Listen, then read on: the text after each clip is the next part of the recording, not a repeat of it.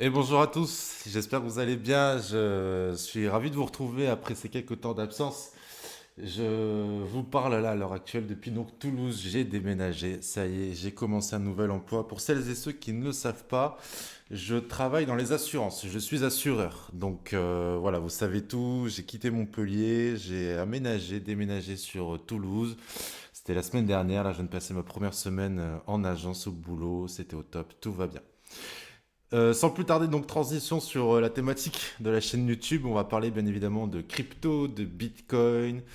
Aujourd'hui, c'est le week-end. On va faire une vidéo 2 en un, aussi bien mise à jour, point hebdo. J'ai pas fait mes devoirs, mais j'ai rien vu.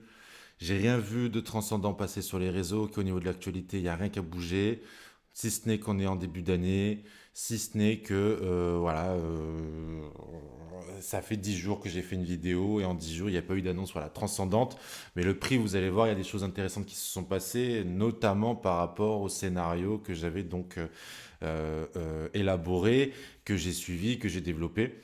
Et donc, on va passer ensuite, dans un second temps, au niveau du tuto sur la gestion du trade, la gestion 2 du trade. La deuxième vidéo de la gestion du trade. Je vois que la première vidéo sur la gestion du trade a fait son effet 30 vues. En 7 jours, je me suis pas connecté en fait sur YouTube, sur ma chaîne YouTube. J'ai pas vu les choses se passer et là je viens d'avoir la surprise, donc c'est une agréable surprise, c'est une bonne nouvelle, ça fait plaisir. Et en fait, on peut considérer que la vidéo du jour aujourd'hui, ce sera la deuxième, la partie 2, voilà, gérer son trade 2 avec en bonus la mise au point du marché. Donc, qu'est-ce qui s'est passé au niveau des infos? Rien d'important, l'actualité, il n'y a rien de nouveau qui s'est passé. Ce qu'on attend comme information clé sur le marché, c'est une nouvelle réduction de taux, la planche à billets qui s'accélère, je crois que c'est le cas. Les liquidités sont en train de rentrer, mais comme je vous en avais fait part plusieurs fois dans les vidéos, il y a un système de ruissellement où la liquidité va d'abord venir se fixer, va d'abord se localiser, se dirige vers des classes, vers des secteurs prioritaires qui sont donc en corrélation avec la stratégie des banques d'abord et des fonds d'investissement puisque c'est elles et c'est eux qui vont capter en premier la liquidité que la Fed imprime aujourd'hui en ce moment même. Et ces banques, elles ont un compte de résultat, elles ont un bilan, je veux dire, un bilan qu'elles doivent donc manager, qu'elles doivent hiérarchiser, arbitrer, pour qu'il soit le plus sain possible et que donc leur permettent d'abord d'éviter de faire faillite, donc en renforçant leur position de sécurité grâce à cette nouvelle liquidité. Donc elles vont d'abord s'axer sur les positions qui vont donc les conforter, leur assurer la pérennité. Et ensuite, donc ça va être quoi? Ça va être des bons du trésor, ça va être par exemple ça va être acheter des bons de trésor, des dettes, des bons de créance de cette manière-là. Puis on va arriver sur l'or, on va arriver sur, je sais pas, sur des actifs un petit peu plus risqués. En fait, elles vont côtoyer à mesure que la liquidité va arriver et qu'elles vont cocher leur case. Ok, on avait besoin de tant de montants sur tel actif, on passe au suivant, on passe au suivant, et comme ça, elles vont augmenter dans la pyramide, elles vont monter de niveau, donc dans le risque, les actifs, l'exposition au risque. Ok. Donc ça, c'est les nouvelles qu'on attend, ou alors la nouvelle sortie d'un ETF, mais compte tenu de la cyclicité, un ETF sur Solana, sur XRP, sur Cardano, sur, j'en sais rien, ESGLD par exemple, n'aura aucun effet si vous voulez à moyen terme, si ce n'est une news, donc un pump peut-être de 20%, mais des choses pas vraiment très intéressantes, puisqu'on a le cycle qui est à contretemps dans ce genre de nouvelles. C'est une bonne nouvelle, mais le cycle pour l'instant, d'après le point de vue de notre chaîne YouTube, de mon point de vue, eh ben, le cycle est donc baissier pour l'année 2026. Voilà, c'est ce qu'on attend au niveau des nouvelles. Mais sinon, au niveau du prix, on va revenir, donc on revient dessus là au niveau du prix. Ok, donc pour rappel, hyper intéressant ce qui s'est passé. J'ai même cru à un moment donné, je crois même encore maintenant avoir à ma disposition jusqu'à côté de ma table, là, tiens, attendez, hop, la fameuse boule de cristal. Parce que, écoutez, je vous avais fait une vidéo à ce moment-là en vous disant ce trade-là, je le sens magnifiquement bien. Là, ce point de départ-là, je le sens vraiment bien. Je vous renvoie vraiment à la vidéo. Pour preuve même, mes premiers trades sur Hyperliquide ont été pris donc sur cette base-là, sur cette zone-là. Ok, je vais vous expliquer ce qui s'est passé par la suite. Donc, je suis revenu sur ces deux premiers trades qui étaient donc des erreurs. Un premier trade surexposé qui au final m'aurait fait gagner pas mal d'argent. Et un deuxième trade sous-exposé, lui par contre. Donc je l'ai coupé parce qu'il valait pas le coup de le laisser tourner. Et ensuite, donc là, à ce niveau-là, j'ai ouvert un trade que j'ai senti être prématuré, que j'ai vite coupé à quelques dizaines de dollars de perte seulement. Et ensuite, j'en ai rouvert un autre. Parce que j'ai revu l'histoire. Et en fait, je vous avais dit quoi? Je vous avais dit qu'on avait deux solutions au niveau entre ce range-là, ce ping-pong. On avait un point de départ hyper intéressant là qui était donc la zone basse du range. Un range comme celui-ci, on l'achète en bas et on le vend en haut. Ok, on suit le ping-pong. Jusqu'au moment où ce range va être brisé, soit la baisse, soit la hausse. Et je vous avais dit, moi, vu que je suis orienté aussi à court terme, moyen court terme, soit j'attends que le cours revienne à mon point de départ idéal pour ouvrir un trade acheteur, soit j'attends donc une cassure à ce niveau-là, une cassure.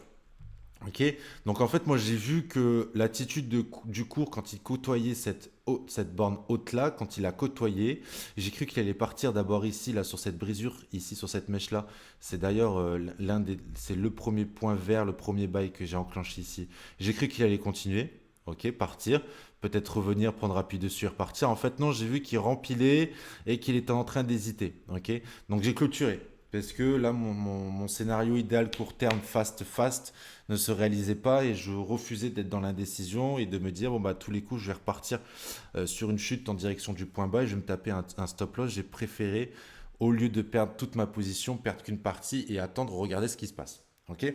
Donc j'ai attendu, j'ai regardé ce qui s'est passé et en fait, je me suis rendu compte en observant le cours sur des time frames réduites qu'il avait une attitude plutôt audacieuse, on va dire, par rapport à cette limite-là. Il n'était pas du tout intimidé par cette limite-là. Je l'ai remarqué, je l'ai senti. Alors, je pourrais essayer de vous expliquer ultérieurement comment j'en ai déduit cette attitude-là. Et en fait, j'ai décidé de réouvrir le trade. Ok. Donc, il est parti, le trade. C'était un trade à 150 euros avec un effet de levier de 40. Donc là, ma position, elle est doublée. Je l'ai doublée ce matin à ce niveau-là. Je vais vous expliquer pourquoi. Donc, elle était d'une position de 6000, donc 150 euros fois 40. Ok, une première position à 6000 que je viens de doubler ce matin. Et en fait, elle était à 200%, si vous voulez. Elle est partie là dans le bon sens direct. J'étais à 200% ici. Sauf que une fois atteint le 200%, moi, mon objectif final, il est largement plus haut. Donc, je me suis dit, je ne coupe pas. J'ai pas atteint mon objectif final, j'ai même pas atteint la moitié de mon trade, je ne vois pas pourquoi je devrais le réduire.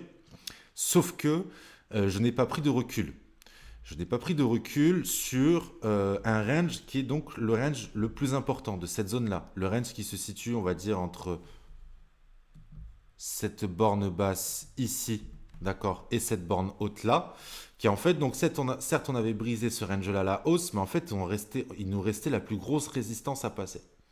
Et idéalement, compte tenu de ce qui vient de se passer, après un retour d'expérience, puisque là je suis revenu au point de départ, je me suis quasiment fait liquider la position, quasiment liquider. C'est-à-dire que c'est ça qui aujourd'hui m'embête, c'est que j'étais à une position à plus 200%, qui au final a failli faire à moins 100%. Et heureusement, je ne me suis pas fait liquider, la position ne s'est pas fait liquider. Vous voyez, il n'y a pas eu le point CED ici qui s'est enclenché. Parce qu'en fait, ce qui s'est passé, c'est que sur ce prix d'achat-là, sur cette ouverture de trade ici, ma limite, ma liquidation, elle était un peu plus bas, elle était par ici, d'accord. Mais comme j'ai les fundings qui augmentent ici, les commissions en cours de trade qui augmentent, vous vous rappelez, j'étais à peine à 7 centimes la fois derrière, je suis déjà à 13 balles après une semaine d'ouverture. Et bien cette limite, elle augmente. Elle augmente. En fait, la traduction de ce funding, c'est ici une liquidation en fait qui se rapproche de mon prix d'achat. Donc, à un jour près, ok, ce point bas ici s'est fait la veille. Le lendemain, mon point de liquidation, il passe ici. Vous voyez, là, il est à 89 295. Eh ben, les 89 000, en fait, on est à un poil, je vais rester poli, mais on est à un poil de minou. ou un poil de derrière. Ah non, c'est bon, c'était. Voyez ah, on va voir pour la science. C'est passé vraiment, c'est passé ultra près. Donc là, on peut se dire, donc même encore aujourd'hui, je suis sécurisé. Ok, mais c'est passé vraiment très très près hein, par rapport au point et l'évolution des fundings. Comme vous voyez, je suis à 5 dollars près de la liquidation. Sachant que j'étais à donc plus de 100%, donc à savoir un trade, je me faisais 300 balles de bénéfices. Hein. Mes 150 balles, ils sont transformés en 450 balles, je faisais 300 balles de bénéfices à un moment donné. C'est pour ça que je dis c'est très dommage et c'est comme ça que je vais transiter sur la partie 2 de cette vidéo. C'est que donc la gestion du trade. Hop, je fais un bis. Donc le prix, voilà, il a fracturé ce range-là. Et en fait, il nous reste le même boulot à faire là-haut. Ok. Il y a le même boulot qui nous reste à faire là-haut. Euh, on a rebondi pile poil sur cette résistance-là. On est en train de faire le fameux retest dont je vous ai parlé. Donc en fait, à la base, je vous avais donné le scénario. Si on break ici, je le laisse partir, je les laisserai revenir, faire un retest sur cette zone-là, et c'est là que j'ouvrirai ma position. Et c'est pourquoi ce matin, j'ai doublé ma position. Puisqu'en fait, je suis rentré prématurément par rapport à ce scénario-là, mais j'avais remarqué la cassure à l'avance. Donc on est parti dans le bon sens. J'aurais dû clôturer ce trade-là à ce moment-là. En tout cas, une grande partie, je suis con en vérité, compte tenu de ce qui s'est passé, parce que j'aurais pu le réouvrir au même endroit, avec le même montant, mais avec 300 balles en plus dans mon portefeuille. Donc ce n'est pas rien. J'aurais fait une belle évolution, une évolution de plus de 10% sur mon portefeuille de trading. Donc ce n'est pas du tout négligeable. Ce qui fait qu'aujourd'hui, ce matin, en observant le cours, j'ai décidé cette fois-ci, un petit peu comme la dernière fois là, en espérant que ça va me donner raison, de doubler ma position. Pourquoi? Parce que, comme dit précédemment, ce que j'ai attendu, donc cette cassure ici, s'est réalisé. On a rebondi sur cette grande résistance là-haut qui se correspond donc à cette tranche-là dans laquelle eh ben, le prix évolue, il y a du mal à dépasser. Vous voyez, cette ligne-là, le cours a du mal à la dépasser. Donc, en fait, on a rebondi. Et en fait, on vient là, à l'heure actuelle, retester. Donc, je vous avais dit, en fait, un retest ne se fait pas précisément au dollar près sur la ligne que j'ai dessinée. Il va venir enfoncer, il va y avoir des mèches qui sont enfoncées, mais vous voyez que dans l'attitude du cours, il est en train de réagir, de rebondir sur cette limite-là, sur cette ligne-là. Ok? Donc c'est ce qu'il fait, il est en train de nous faire un retest. Pour moi, c'est un retest, puisque j'attends à ce qu'il aille plus haut. Ce retest-là, il est dans une bonne attitude. Il le fait d'une manière, j'ai envie de dire, une bonne attitude. C'est un retest qui, vous allez voir, je vais vous montrer qui en fait nous fait ce qu'on appelle des W, dans des W, dans des W, dans des W. Ok. C'est-à-dire que nous avons une structure là qui est haussière et qui en fait n'attend qu'une seule chose, c'est d'être pété à ce niveau-là. Ok. Donc si le prix petit 1 maintient cette tendance-là à faire des petits rebonds ici, de plus en plus haut, et qu'il vient fracturer ici cette zone-là, peut-être avec un retest par la suite, beaucoup plus court que celui qui vient de se passer, admettons. Avec un retest par la suite, il y a de fortes chances donc qu'il poursuive sur une tendance haussière court terme, moyen court terme, d'accord?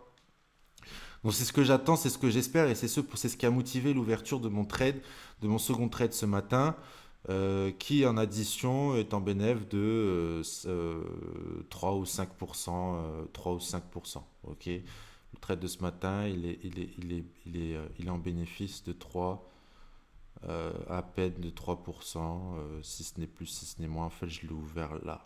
Je l'ai ouvert là ce matin à 9 heures, ici.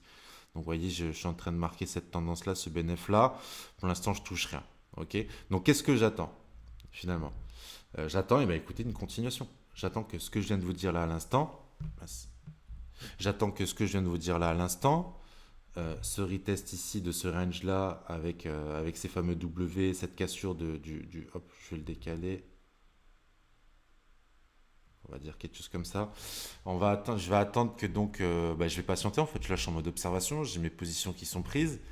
J'ai mes positions qui sont prises. Ok, donc maintenant j'ai plus rien à faire, j'ai plus rien à toucher, et juste à observer. J'ai quand même un doute.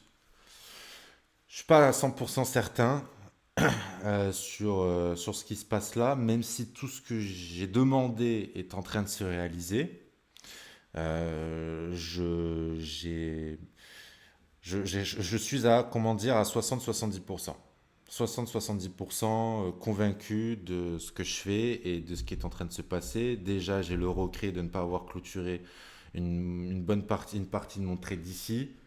Parce qu'en fait, ce qu'il faut tenir, ce qu'il faut tenir, c'est que je suis en x40.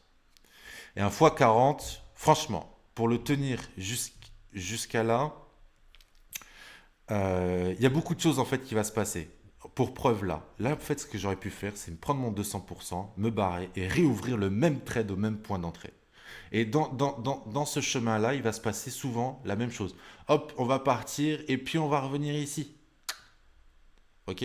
Donc en fait, je vais peut-être me retaper un nouveau 200, 300, 400%, admettons. On va se cogner la tête et on va revenir prendre appui ici. Et à ce moment-là, il faudrait que j'ouvre un nouveau trade. Donc en fait, une tendance haussière, quand on fait du trading,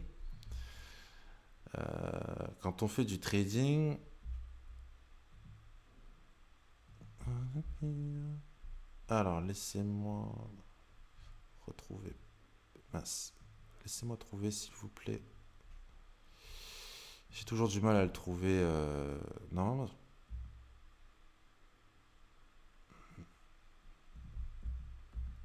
non, c'est pas ça. Attendez, je cherche les flèches. 2 petites secondes. Non, c'est pas là. Putain, ce n'est pas là non plus. Donc ce n'est pas là. Ce n'est pas là. C'est là, pardon. Paf. Une tendance haussière, comme on l'a vu. Donc le fameux point idéal d'entrée où je me suis chié les 2 premiers trades. Ok. On part. J'avais une première limite ici. On a fait un petit zigouigoui, tac, et on est reparti direct. Ok. Ensuite, retest au zigouigoui. Nouveau zigouigoui, on repart. Est-ce qu'on repart ici? Peut-être là, zigouigoui, et on repart. Donc, quand on est dans du x40, si vous voulez, là, je mettais mon point d'entrée ici, normalement. Si j'avais donc bien configuré mon trade, je partais là. Paf. À ce niveau-là, je me dis, ok, bah déjà, ici, là, ma limite, mon stop loss qui me dit que je perds 150 balles au lieu de plus, et ben je le remonte et je le mets à zéro, un petit peu plus pour absorber les fundings. Je le mets à zéro, à ce niveau-là. Première attitude. Paf, le truc il part, ok, il part. Qu'est-ce que je fais? À minima, j'aurais dû l'augmenter à ce niveau-là. Ok, à minima. Et j'aurais dû même à minima le monter au lieu de simplement me contenter de le monter à zéro, le monter à 50% du chemin. Le truc, il est là, il fait du zigouigoui, il part plus haut, ok, je le remonte à 50% de ce chemin. Ce qui fait qu'au final, en partant sur le second trade ici, ben, je me serais tiré avec au moins un 100%. Le trade, il se serait clôturé là et j'aurais pu réouvrir un nouveau trade de la même taille ici, avec 150 balles en plus, donc 100% en plus de ma position. C'est comme ça que j'aurais dû manager mon, mon trade. C'est qu'avec un point de départ ici, j'atteins un premier step, je monte ma liquidation ici. Le truc, donc le premier step était là. Le truc qui part, ben je remonte. En fait, il faut vraiment chasser le cours pour être au plus près de lui. Je monte ici. Pourquoi? Parce qu'il peut faire du zigouigoui comme il pouvait très bien revenir. Et en fait, mon attitude, ça aurait été de déduire ça de cette manière en regardant en fait. En regardant ce que j'ai fait, tout simplement. Me dire, ok, je pars de là. Bon, même si moi je suis parti d'ici, je pars de là. J'atteins le haut. Je peux très bien revenir en bas. Qu'est-ce que je fais? Une fois que je suis en haut là, je mets mon truc au milieu là. Ok. Vous voyez qu'une fois, ce qui s'est passé, ça me donne raison.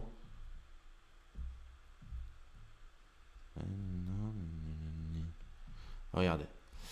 On l'avait pas encore atteint. On l'a atteint ici. Donc là, sur cette mèche-là, effectivement, si je l'avais monté trop prématurément, je me serais fait liquider. Enfin, j'aurais clôturé ma position au lieu de partir de poursuivre.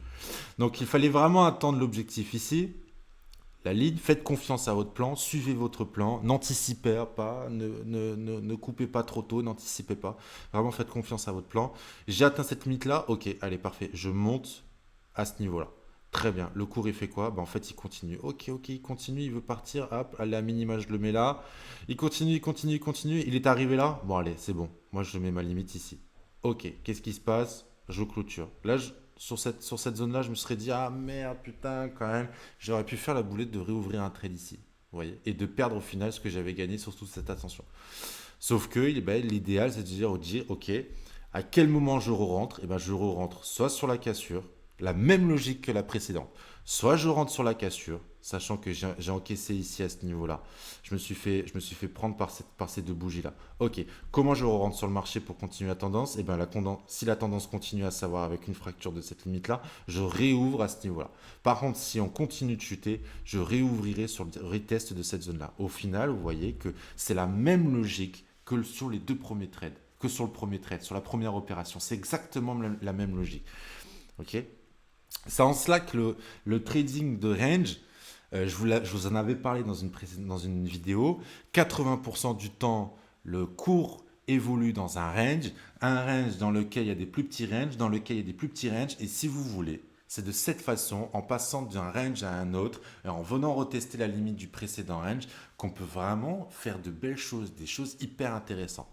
Sauf que là, tout peut foirer si on décide de faire un magnifique ping-pong de cette borne haute-là à cette borne basse-là. Moi, je suis liquidable quelque part par ici.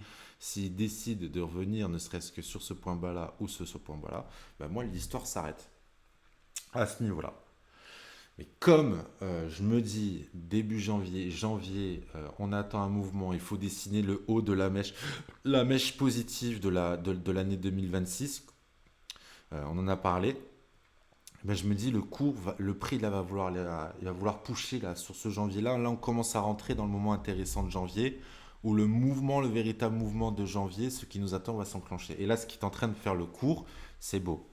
Ok, les W, c'est vraiment beau. Ok, donc voilà, j'ai ouvert, j'ai doublé ma position. Je suis sur une position à 300 balles qui est d'un peu plus de 10% de mon portefeuille. Ok, vous rajoutez 300 ici, donc 2600. J'étais à 2007, toutes les erreurs, voilà, j'ai perdu quelque chose comme pas loin de 100 balles sur toutes mes erreurs, donc c'est quand même quelque chose. Euh, Là, avec ce trade-là, on peut se dire quasiment que je suis à neutre, voilà, j'ai une position de 300 balles d'ouverte. Celle-là, qu'est-ce qui va se passer? Comment je me dis? Eh ben, c'est simple. Quand on va traverser là, je ne vais pas faire la connerie. Déjà, je remonte mon stop loss à zéro. Ok. Même au-delà de ça, je vais même dire que mon zéro, c'est mon zéro absolu du portefeuille. Je vais revenir sur ma vidéo précédente. Déjà, ça c'est pas bien, je tiens pas de carnet de trading, il va falloir que je le fasse. Mais mon point de départ, c'était aux alentours des 2750 USDT. Donc en fait, je vais faire les 300 balles de ma position, plus les 2338 ici, ça fait 2638. Et je vais ajouter les 120 balles manquants. Je mettrai mon stop loss quand le cours sera à ce niveau-là. Je mettrai mon stop loss à plus 120 balles. Ok.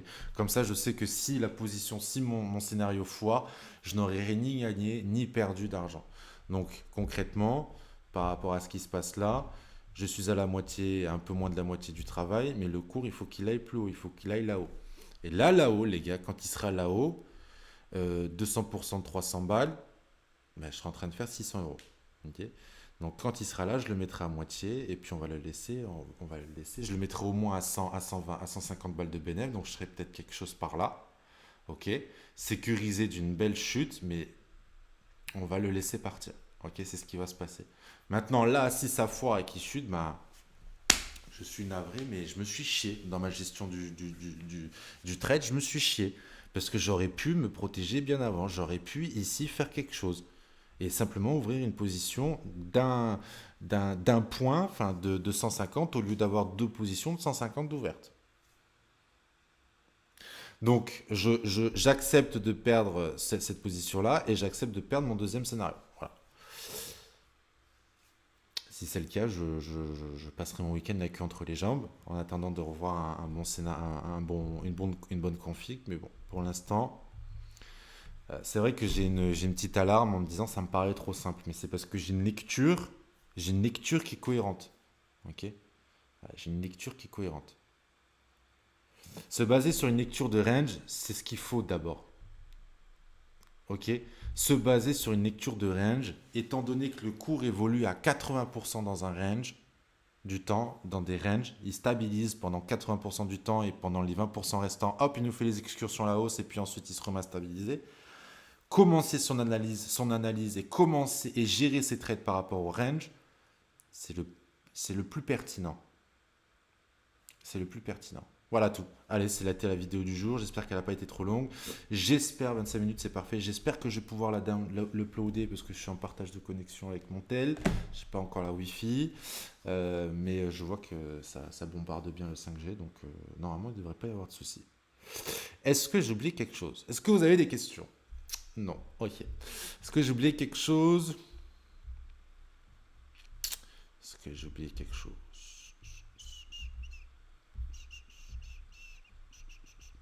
Et une fois de plus, hein, ne prenez pas de trade en dépit. Ne prenez pas de trade comme ça n'importe où. Prenez des trades qui sont hyper logiques. Et si ça part sans vous, que ça part sans vous, que ça parte sans vous, c'est loin d'être un problème. Ça va durer 100 ans cette histoire. Le cours là, tout ça, ça va durer 1000 ans. Si pendant 2 semaines, 3 semaines, un mois, ça part sans vous, mais grand bien, grand mal vous fasse, grand bien vous fasse. Voilà. Ce qu'il faut, c'est d'éviter de, de sneaker. Voilà. Donc moi, je reconnais que quand même, là, ce levier de 40 me met un peu dans la sauce. Ok.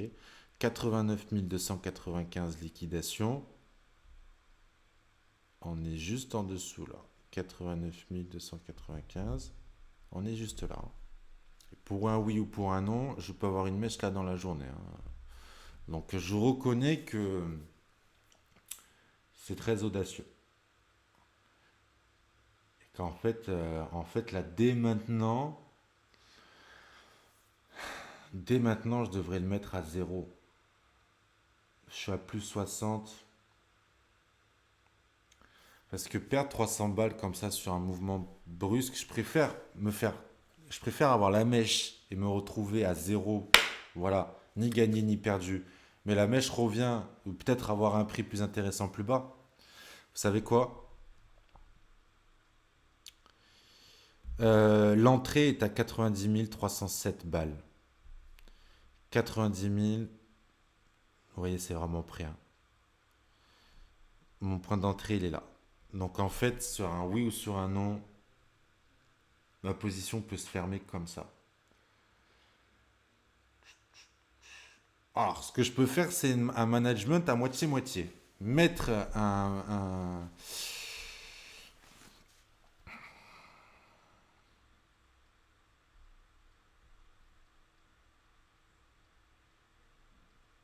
Je vais réfléchir. Ok, je vous dirai par la suite. Soit je mets les deux ici à zéro. Alors, soit je laisse et je laisse fonctionner le scénario. Soit je mets un sur les deux à zéro. Donc, ma moitié de ma position, je la coupe ici pour éviter de perdre deux fois 150. Mais je serai susceptible de perdre qu'une fois 150 euros. Soit je mets les deux. Comme ça, je suis sûr, je repartirai sur un trade clean avec zéro funding.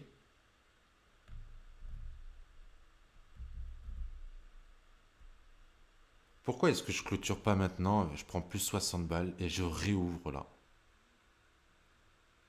Parce que mon prix d'entrée est à 90 300, je suis à 90 764. Vous savez ce que je vais faire? Je vais fermer ces deux trades. Je vais encaisser ça. Il est vraiment, mais vraiment pas exclu que ce week-end là on revienne, genre j'ai un prix d'achat plus bas, que je revienne sur le même prix d'achat ici. Mais je repars sur des fundings, je repars sur une base clean. Vous voyez ce que je veux dire? Parce que là les fundings sont en train de monter. Ça augmente mon niveau de liquidation. J'aimerais repartir sur une base saine. Euh, Parce qu'il est long là. Laissez-moi comprendre. Parce que là pour le moment je me dis putain le couper maintenant ça serait con aussi dans un sens parce que il est bien parti pour y aller.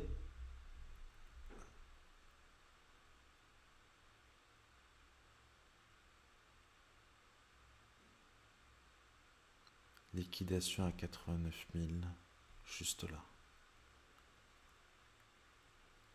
Oh baby, just seafood.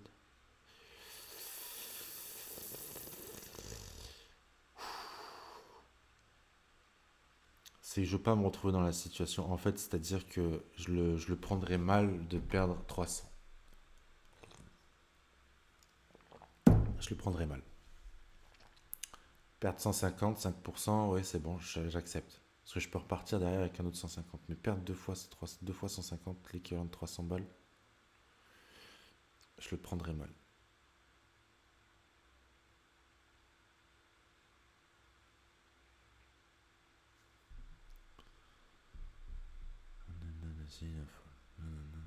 Je vais réfléchir.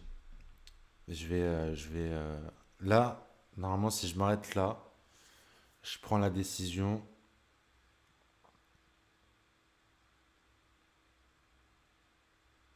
de clôturer pour attendre et rouvrir. On est le week-end, il y a peu de volatilité. Vous voyez là depuis, on est voilà, le 9, voilà, on est le 10. Là, il se passe pas grand-chose. Le week-end, le précédent week-end, c'était quand? C'était là. Voilà, quand même en week-end, on a eu. C'est du management, ok. Gérer son trade, vous voyez, c'est ce genre de questions qu'il faut se poser. Le pire scénario, the worst case, je serais pas content. Je serais pas content compte tenu de l'évolution du premier trade, là, de me dire je passe d'un plus de 100 à un moins 100%, et en plus de ça, j'ai doublé mon 100%. Non, je suis vraiment pas content. Donc, ce que je vais faire, c'est que ici, j'ai un point d'ouverture à 90 300 balles. Je vais mettre à 90 000, juste en dessous de ce dernier point bas, 418 balles, là. Ce que je vais faire, c'est que puisque j'ai quelque chose de joli, de sexy là, je veux que ce soit maintenu. Voilà, on va faire cette gestion-là. Regardez ça. C'est simple. Au fond, c'est très simple. Le technique, il me dit quoi? Il me dit, Thibaut, algo, ici, tu as ce genre de choses. Ok? Si on break cette chose-là, il y a de fortes chances qu'on aille plus bas et que donc, tu te fasses liquider. Moi, ce que je veux, c'est conserver au moins cette logique du point bas plus haut, point bas plus haut, point bas plus haut, point bas plus haut. Et que donc, si l'on vient faire un point plus bas que celui-ci, voire même celui-là, ça va m'emmerder. Celui-ci correspond 90 300 balles. Celui-ci, 90 307. Celui-ci là, ce point bas là, 90 200. 90. 321. Et on serait en dessous. On peut peut-être mécher, ça serait con. Donc, ça serait con de perdre un trade sur une si petite mèche et qu'ensuite ils partent. Il faudrait quand même que je le vois. Alors, je vais faire le calcul. Vous voyez, je vais faire le calcul. Je vais redéfinir un nouveau niveau d'exigence, un nouveau niveau de perte. Donc, moi, je suis rentré à 90 307. Ok, 90 307 moins l'écart, moins donc, moi, ma limite, c'est, on va dire 90 000 divisé par 90 307. Ok, fois 100, ça fait 33%. 33% de 300, ça fait donc 100 balles. Ok, je vais mettre mon stop loss à 90 000. D'accord? 90 000. Au lieu de perdre 2 fois 300, pour le moment, j'accepte de perdre une fois 100. Donc, SL, 90 000.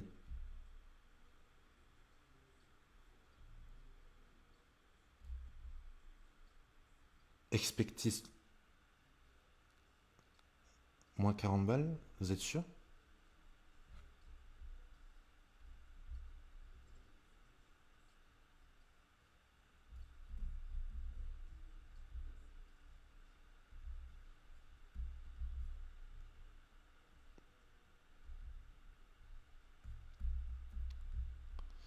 Donc là, je peux dire si j'exécute 25, 100, 100%, 25%, 100%. Donc, voilà. Ok, là, vous voyez mon ordre. Il est juste là. Il est juste là. Donc, vous voyez, j'ai deux lots là, deux lots qui sont gardés. Si on vient péter celui-là, il y aura deux lots qui seront invalidés et je prendrai une perte de moins 40 au lieu d'aller jusqu'à moins 300. Et là, à ce moment-là, je me ferai sortir, c'est pas grave. Moins 40, ok. Alors que là, je suis en train de prendre plus 50. Ok. Mais je serai dans une position où je pourrais vraiment. Je pourrais me dire, je vais essayer de retrouver un super bon point. Soit c'est déjà le bon point maintenant et on va partir, soit on va briser et partir plus bas. Et dans ces cas-là, il était judicieux que je m'arrête avant. Ok. Donc au lieu de perdre 300, là, je m'autorise à perdre 40. Alors, je sais pas pourquoi, je sais pas comment il s'est démerdé. 90 307 moins 90 000, donc c'est 307 balles. Non. Donc 307 divisé par 90 307, donc fois 100, 0,33%.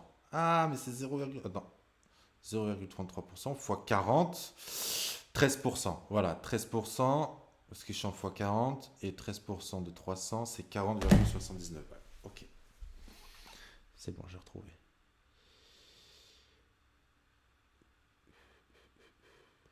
Voilà, je vais faire ça. Je vais faire ça. Parce qu'une autre lecture, en fait, là je suis en train de rallonger la vidéo, une autre lecture, si vous voulez, de ce qui est en train de se passer. Petit 1,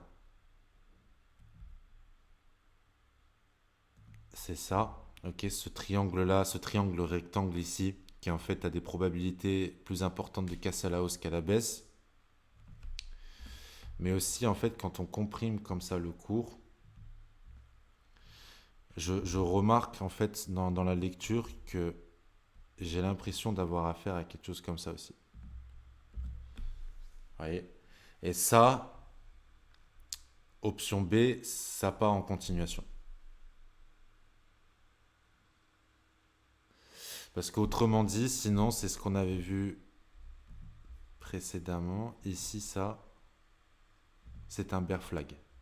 Ok, ça, c'est un bear flag. Donc, il y a vraiment des probabilités que ça break à la baisse. Si on vient sur cette bande haute là, je remonterai le stop, hein, je le mettrai à plus 120. Comme ça, si on repart en pas, je suis clean. Et je pourrais rouvrir un trade. Ok. Au moins là, vous le savez, si moi j'arrive à 91 800, 900, quelque chose comme ça, je mettrai mon TP, je mettrai un stop loss à plus 150 $. Ça, au final, depuis le début de l'aventure, je suis à 0,0 parce que depuis le début de l'aventure, je suis perdant de 100 balles quasiment. Entre 100 balles, je vais retrouver le montant, je suis perdant de 100 balles. Donc là, je peux augmenter la facture de 40 balles à 140 balles. Mais on va laisser faire. Ok, allez, je m'arrête là-dessus. Là où vous voyez que j'ai mis en place une sécurité. Maintenant, on va voir la suite. Allez, je vous laisse. La bise. Ciao, ciao.